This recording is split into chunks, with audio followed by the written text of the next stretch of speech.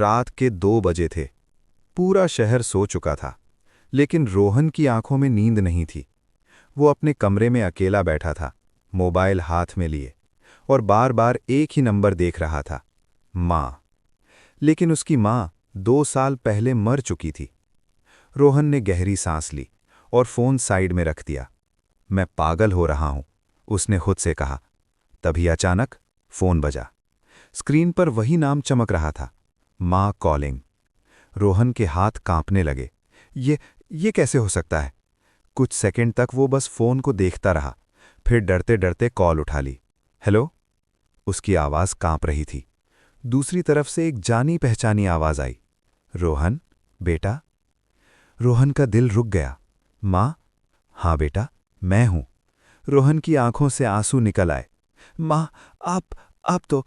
मुझे पता है, आवाज शांत थी, लेकिन मेरे पास समय बहुत कम है। रोहन घबरा गया। क्या हुआ माँ, अब ठीक तो हो? तुम खतरे में हो, माँ ने कहा। कमरे में सन्नाटा छा गया। क्या मतलब? रोहन ने पूछा। आज रात तुम अकेले मत रहना। आवाज धीमी हो गई। कोई है जो तुम्हें देख रहा है। रोहन ने तुरंत पीछे मुड़कर देखा। कमरे में कोई नहीं था। माँ, मुझे डर लग रहा है। डरना मत, मैं तुम्हारे साथ हूं। कॉल कट गई। रोहन का दिल तेजी से धड़क रहा था। उसने दरवाज़ा बंद किया, खिड़कियां चेक कीं। सब कुछ ठीक था। ये सब मेरा वहम है, उसने खुद को समझाया। लेकिन तभी कमरे की लाइट अपने आप बंद हो गई। अब पूरा कमरा अंधेरे में डूब गया। रोहन ने मोबाइल की फ्लैशलाइट ऑन की। जैसे ही उसने रोशनी घुमाई, उसे दीवार पर कुछ लिखा दिखा, मैं आ गया हूं। रोहन के पैरों तले जमीन खिसक गई। तभी फिर फोन बजा, कॉलिंग। रोहन ने तुरंत कॉल उठाई। माँ, यहां कोई है? मुझे पता है, माँ की आवाज आई। तुम्हारे कमरे में जो है वो इंसान नहीं है। रोहन कांपने लगा। तो मैं क्या करूं? तुम्हें सच याद करना होगा। कैसा सच? कुछ सेकंड खामोशी रही, फिर माँ बोली, जिसे तुमने छुपाया है। रोहन का दिमाग घूम गया। अचानक उसके दिमाग में एक याद चमकी। 2 साल पहले एक रात वो गाड़ी चला रहा था, तेज, बहुत तेज, और तभी एक आदमी सामने आ गया। ब्रेक लगाने का मौका नहीं मिला। धड़ाम! वो आदमी मर गया। रोहन डर गया था और बिना रुके वहां से भाग गया। ये मैंने किया था, रोहन कांपते हुए बोला। फोन से आवाज आई, और वो आदमी आज तुम्हारे पास आया है।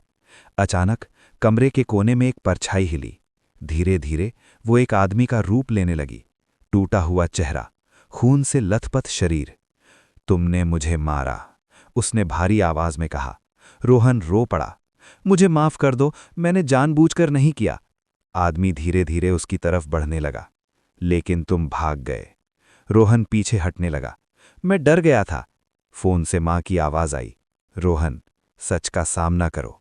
रोहन चिल्लाया, हां, मैंने गलती की, मैं भागा, मैं डरपोक था। कमरा अचानक शांत हो गया। आदमी रुक गया।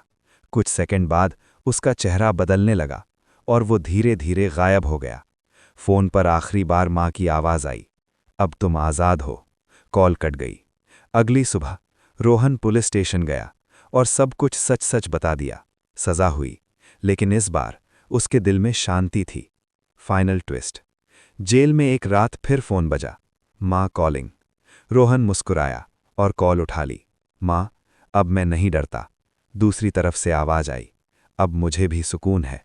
मॉरल, सच से भागकर हम कभी नहीं बच सकते, लेकिन उसका सामना करके हम खुद को जरूर बचा सकते हैं।